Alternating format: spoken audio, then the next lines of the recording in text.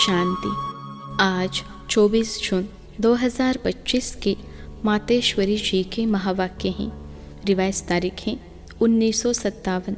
मातेश्वरी जी के पुण्य स्मृति दिवस पर प्रातः क्लास में सुनाने के लिए मधुर महावाक्य। गीत है, मेरा छोटा सा देखो ये संसार है। यह गीत किस समय का गाया हुआ है? क्योंकि इस संगम समय ही हम ब्राह्मण कुल का यह छोटा सा संसार है। यह हमारा कौन सा परिवार है, वह नंबरवार बतलाते हैं। हम परमपिता परमात्मा शिव के पोत्रे हैं। ब्रह्मा सरस्वती की मुख संतान हैं और विष्णु शंकर हमारे ताया जी हैं और हम आपस में सभी भाई बहन ठहरे। यह है अपना छोटा सा संसार।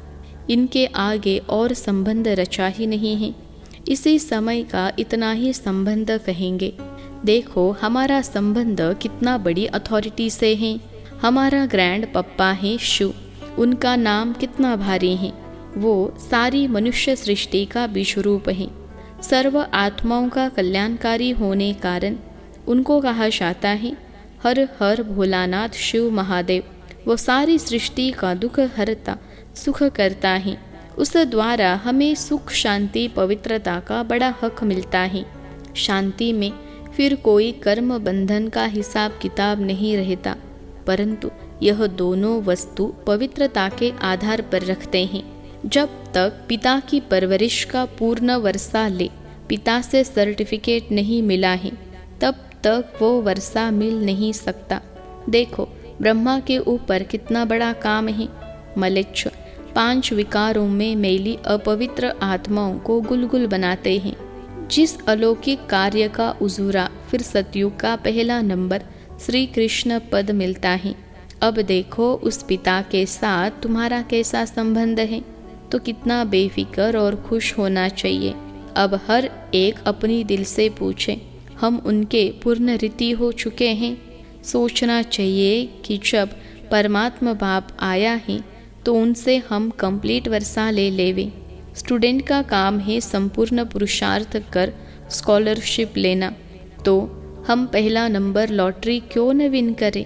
वह है विजय माला में पिरोया जाना। बाकी कोई है जो 2 लड्डू पकड़ कर बैठे हैं, यहाँ का भी हद का सुख लूँ और वहाँ भी वैकुंठ में कुछ न कुछ सुख ले लेंगे। ऐसे विचारवान को मध्यम और कनिष्ठ पुरुषार्थी कहेंगे, न कि सर्वोत्तम पुरुषार्थी। जब बाप देने में आनाकानी नहीं करता तो लेने वाले क्यों करते हैं? तब गुरु नानक ने कहा, परमात्मा तो दाता है, समर्थ है, मगर आत्माओं को लेने की भी ताकत नहीं। कहावत है, देंदा दे लेंदा थक पावे, यानी देने वाला देता है लेकिन लेने वाला थक जाता है। अगर आपके दिल में आता होगा, हम क्यों नहीं चाहेंगे कि हम भी यह पद पावे। परंतु देखो बाबा कितनी मेहनत करता है, फिर भी माया कितना विघ्न डालती है। क्यों? अब माया का राज्य समाप्त होने वाला है। अब माया ने सारा सार निकाल दिया है, तब ही परमात्मा आता है। उसमें सब रस समाया हुआ है, उनसे सभी संबंधों की रचना मिलती है। तब ही त्वमेव माता च पिता आदि यह महिमा उस परमात्मा की गाई हुई है। तो बलिहारी इस समय की है जो ऐसा संबंध हुआ है। तो परमात्मा के साथ इतना संपूर्ण संबंध जोड़ना है जो 21 जन्मों के लिए सुख प्राप्त हो जाए। यह है पुरुषार्थ की सिद्धि। परंतु 21 जन्म का नाम सुन ठंडे मत पड़ जाना। ऐसे नहीं सोचना कि 21 जन्मों के लिए इतना इस समय पुरुषार्थ भी करे, फिर भी 21 जन्मों के बाद गिरना ही है, तो सिद्धि क्या हुई? परंतु ड्रामा के अंदर आत्माओं की जितनी सर्वोत्तम सिद्धि मुकर्रर है वो तो मिलेगी ना। बाप आकर के हमें संपूर्ण स्टेज पर पहुंचा देता है, परंतु अब हम बच्चे बाबा को भूल जाते हैं तो ज़रूर गिरेंगे। इसमें बाप का कोई दोष नहीं है। अब कमी हुई तो हम बच्चों की। सतयुग त्रेता का सारा सुख इस जन्म के पुरुषार्थ पर आधार रखता है, तो क्यों न संपूर्ण पुरुषार्थ कर अपना सर्वोत्तम पाठ बजाए। क्यों न पुरुषार्थ कर वह वर्षा लेवे।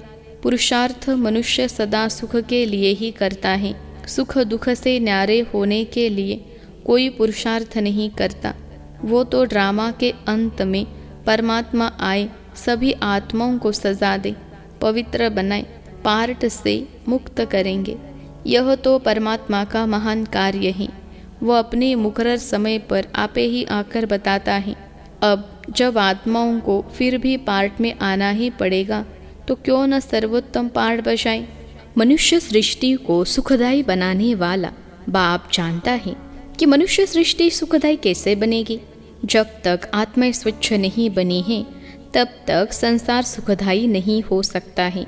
इसलिए वो आकर के पहले पहले आत्माओं को ही स्वच्छ बनाते हैं। अभी आत्मा को इम्प्यूरिटी यानी अस्वच्छता लगी है। पहले उस इम्प्यूरिटी को निकालना है। फिर आत्मा के बल से हर चीज से उनकी तमो प्रधानता बदल करके सतो प्रधानता होगी, जिसको कहेंगे कि सभी गोल्डन एजड में आ जाते हैं। तो यह तत्व आदि सब गोल्डन एजड स्टेज में आ जाते हैं। परंतु पहले आत्मा की स्टेज बदलती हैं। तो आत्माओं को बदलने वाला अर्थात आत्माओं को प्यूरिफाइड बनाने वाला फिर अथॉरिटी वो हो गया। तुम देखते हो ना कि अभी दुनिया बदलती जा रही है। पहले तो अपने को बदलना है। जब हम अपने को बदलेंगे तब उसके आधार से दुनिया बदलेगी। अगर अभी तक हमारे में फर्क नहीं आया है, अपने को ही नहीं बदला है, तो फिर दुनिया कैसे बदलेगी। इसलिए अपनी जांच रोज करो। जैसे पोता में रखने वाले रात को अपना खाता देखते हैं ना कि आज क्या जमा हुआ, सब अपना हिसाब रखते हैं। तो यह भी अपना पोता में रखना है कि सारे दिन में हमारा कितना फायदा रहा, कितना नुकसान रहा। अगर नुकसान से कुछ ज़्यादा गया तो फिर दूसरे दिन के लिए फिर खबरदार रहना है। इसी तरह से अपना अटेंशन रखने से फिर हम फायदे में जाते जाते अपनी जो पोजीशन है उसको पकड़ते जाएंगे। तो ऐसी जांच रखते अपने को बदला हुआ महसूस करना चाहिए। ऐसे नहीं कि हम तो देवता बनेंगे, वह तो पीछे बनेंगे, अभी जैसे है वैसे ठीक है। नहीं, अभी से वह देवताई संस्कार बनाने हैं। अभी तक जो 5 विकारों के वश संस्कार चलते थे, अभी देखना है कि उन संस्कारों से हम छूटते जा रहे हैं। हमारे में जो क्रोध आदि था वह निकलता जा रहा है। लोभ या मोह आदि जो था वह सब विकारी संस्कार बदलते जा रहे हैं। अगर बदलते जा रहे हैं, छूटते जा रहे हैं, तो मानो हम बदलते जा रहे हैं। अगर नहीं छूटते हैं तो समझो कि अभी हम बदले नहीं हैं। तो बदलने का फर्क महसूस होना चाहिए, अपने में चेंज आनी चाहिए। ऐसे नहीं कि सारा दिन विकारी खाते में ही चलते रहे, बाकी समझे कि हमने अच्छा कोई दान पुण्य किया, बस नहीं। हमारा जो कर्म का खाता चलता है उसी में हमको संभालना है। हम जो कुछ करते हैं उसमें किसी विकार के वश हो अपना विकर्मी खाता तो नहीं बनाते हैं। इसमें अपने आप को संभालना है। यह सारा पोता मिल रखना है। और सोने से पहले 10-15 मिनट अपने को देखना चाहिए कि सारा दिन हमारा कैसे बीता। कई तो नोट भी करते हैं, क्योंकि पिछले पापों का जो सिर पर बोझ है उसे भी मिटाना है। उसके लिए बाप का फरमान है, मुझे याद करो। तो वह भी हमने कितना समय याद में दिया, क्योंकि यह चार्ट रखने से दूसरे दिन के लिए सावधान रहेंगे। ऐसे सावधान रहते रहते फिर सावधान हो जाएंगे। फिर हमारे कर्म अच्छे रहते चलेंगे और फिर ऐसा कोई पाप नहीं होगा। तो पापों से ही तो बचना है ना। अच्छा, मीठी माँ का मीठे मीठे बच्चों प्रति याद, प्यार और गुड मॉर्निंग। हम मीठे बच्चों का मीठी माँ को याद, प्यार और गुड मॉर्निंग। संदेशी के तन द्वारा सरस्वती माँ से अभिव्यक्त प्रभु का मिलन एवं संवाद। बेटी श्री राधे, देखो तेरे पास कौन आए पधारा है। कितनी बड़ी ताकत तुमसे बातचीत कर रही है। मेरे आने के राज से तुम खुद को भी जान सकती हो। आने वाले की पोजीशन के साथ खुद की पोजीशन अथवा पद को भी जान सकती हो। हे राधे बेटी, तुम मेरा जलवा देखना चाहती हो? मैं चाहूँ तो 1 सेकंड में विनाश कर सकता हूँ, परंतु करता नहीं हूँ, क्योंकि विराट फिल्म अनुसार जो जो कर्तव्य जिस द्वारा जैसे प्ले होने हैं वह अवश्य प्ले होंगे। अव्यक्त प्रभु अनादि कायदे कानून को जानने वाला ही अनादि कायदों की पहचान आकर देता है। यह सारी सृष्टि का अनादि खेल स्टेज पर प्ले होता है, तो प्रैक्टिकल प्ले होने में समय लेता है। अगर इतने वर्षों का खेल 1 सेकंड में पूरा कर दूं, तो बाकी खेल क्या चले। तो जो जो तकलीफ जैसे जैसे देखनी अथवा सहन करनी है, वो वैसे ही उसी अटपटे राज से रिपीट होती हैं। यह अटपटी रिपीटेशन है जिसको हे प्यारे मम राधे तुम और मैं देख कितना हर्षित होता हूँ। इस विराट ड्रामा के सभी पार्ट टेस्ट लेने वाले बने हुए हैं। इस खेल को चलाने वाला अगर चाहे तो 1 सेकंड में इस ड्रामा को ड्रॉप कर फिर नए सिरे से शुरू कर देवे, परंतु करता नहीं है, क्योंकि ईश्वर को भी इस साधारण रीति से कर्तव्य चलाना पड़ता है। स्वयं सर्वशक्तिवान निराकार ईश्वर साकार में है, परंतु साधारण वेश में। यही तो भूल भुलैया का खेल है, जिसको जो जाने वह जानी जाननहार। बेटी श्री राधे प्रिय वत्सों को यह सहन करने का मार्ग भी अवश्य तय करना है। यद्यपि मैं चाहूँ तो अपने वत्सों प्रति इसे सहज मार्ग भी बना सकता हूँ, क्योंकि साक्षात्कार कराने की चाबी मेरे हाथ में है। अगर किसी भी धनवान भक्तों को किसी देवता का साक्षात्कार करा दूँ, तो वह अपना सारा धन ले यज्ञ में आय स्वाहा कर देवे, क्योंकि ईश्वर तो सभी धनवानों का धनवान है। लेकिन तेरा पिता चाहता है कि मैं अपने बेगर्स प्रिय वत्सों को प्रिंस और प्रिंसेस बनाऊं, इसलिए तुम यह सब सहन करने के बाद ही प्रिंस और प्रिंसेस बन जाएंगे। पिता जानता है कि वत्सों को यह सहन करने का मार्ग अवश्य तय करना है, क्योंकि सहन करना यह ईश्वरीय व दैवी गुण है, जिसमें ही खुशी समाई हुई है। इस गुण से ईश्वरीय सुख महसूस होता है। सहन करते भी तुम कितनी मौज मनाते हो, यही गोपनीय ज्ञान है। ऐसा अनासक्त योगी ही स्थायी सुख को प्राप्त करता है। अभी तो परीक्षाओं का समय नज़दीक आ पहुंचा है। हर एक वत्स आने वाली परीक्षाओं को इन एडवांस सामने रख उस अभ्यास में चलता चले। भल कोई भी वत्स को खान पान इत्यादि न मिले, परंतु खुद बेपरवाह बादशाह हो उपस्थित हो, ऐसी अपनी सुंदर अवस्था बहुत समय से लेकर धारण करनी है। अगर कोई समझता है कि उस समय आपे ही चल जाऊंगा, यह समझ बैठना अपने को धोखा देना है। इसलिए पहले से ही सावधान हो रहना है। मेरे अति प्रिय वत्स याद में तो बैठते हैं, परंतु अभी तक उस लाइट का तेज मेरे वतन तक नहीं पहुंचता है। हर एक जब लाइट स्वरूप हो उपस्थित होंगे तो उनके योग का तेज मेरे वतन में आएगा, तब ही उन हर एक की संपूर्ण लाइट उन्हों में प्रवेश होगी। उस समय ही फिर शक्तियों की महिमा निकलेगी। तो हर एक को अपने निश्चय में स्थैर्यम रहना है, जो मैं भी अगर उतारूँ तो भी उतर न सके। हे शिरोमणि शक्ति राधे, शक्तियों को ज्ञान निष्ठा बल में और मुख से ज्ञान मुरली बजाने में तैयार रहना चाहिए।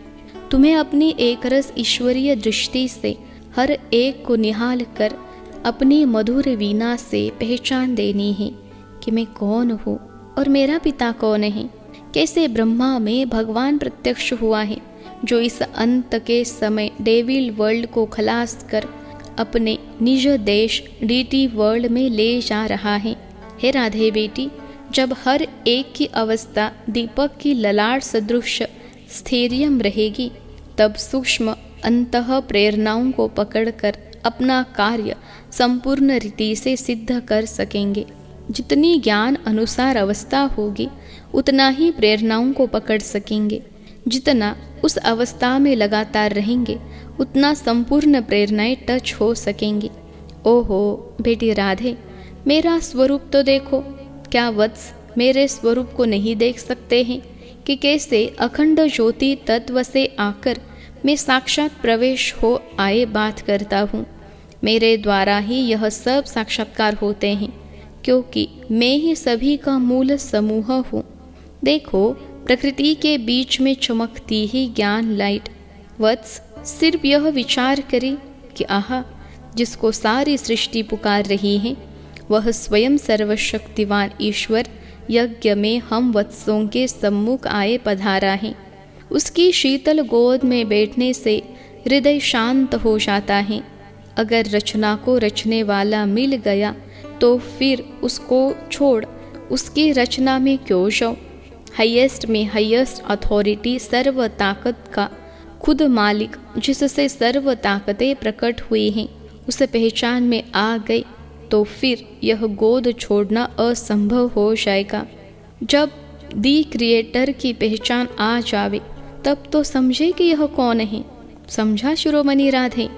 अच्छा, आज का वरदान है, सदा अतीन्द्रिय सुख के झूले में झूलने वाले, संगम युग की सर्व अलौकिक प्राप्तियों से संपन्न भव। सदा अतीन्द्रिय सुख के झूले में झूलने वाले, संगम युग की सर्व अलौकिक प्राप्तियों से संपन्न भव। विश्लेषण है, जो बच्चे अलौकिक प्राप्तियों से सदा संपन्न हैं, वो अतीन्द्रिय सुख के झूले में झूलते रहते हैं। जैसे जो लाडले बच्चे होते हैं उनको झूले में झुलाते हैं, ऐसे सर्व प्राप्ति संपन्न ब्राह्मणों का झूला अतीन्द्रिय सुख का झूला है। इसी झूले में सदा झूलते रहो, कभी भी देह अभिमान में नहीं आना। जो झूले से उतर कर धरती पर पांव रखते हैं वो मेले हो जाते हैं। ऊंचे से ऊंचे बाप के स्वच्छ बच्चे सदा अतीन्द्रिय सुख के झूले में झूलते मिट्टी में पांव नहीं रख सकते। आज का स्लोगन है, मैं त्यागी हूँ, इस अभिमान का त्याग ही सच्चा त्याग है। मैं त्यागी हूँ, इस अभिमान का त्याग ही सच्चा त्याग है। अव्यक्त इशारे। आत्मिक स्थिति में रहने का अभ्यास करो, अंतर्मुखी बनो। जब स्वयं को अकाल मूर्त आत्मा समझेंगे तब अकाले मृत्यु से, अकाल से, सर्व समस्याओं से बच सकेंगे। मानसिक चिंताएं, मानसिक परिस्थितियों को हटाने का एक ही साधन है, अपने इस पुराने शरीर के भान को मिटाना। देह अभिमान को मिटाने से सर्व परिस्थितियां मिट जाएंगी। अच्छा, ओम शांति।